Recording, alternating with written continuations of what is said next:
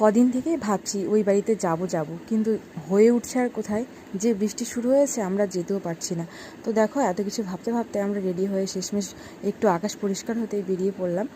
আর ওদের ওইখানে বাড়িতে গিয়ে দেখি যে সকলে মিলে বাবা শনিদেবের পুজোর আয়োজন করছে। তো বেশ ভালোই হলো। আর কি বলো তো, এই ঠাকুরের নাম করলে কিন্তু 3বার বলতে হয়, তোমরা বলে দিও।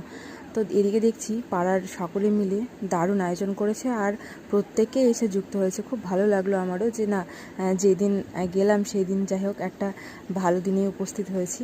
তো এদিকে দেখো পুজো চলছে, প্রায় অনেকক্ষণ ধরে পুজো করছিল।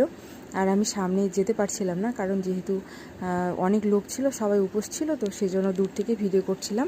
আর তারপরে দেখো পুজো মানেই তো ডিজে থাকছেই, আর এদিকে নাচ গানও চলছে। তো প্রসাদ খাওয়া দাওয়ার পর সবাই নাচছে। তো ভিডিওটা তোমাদের কেমন লাগলো অবশ্যই জানিও, আর নাচটা দেখো।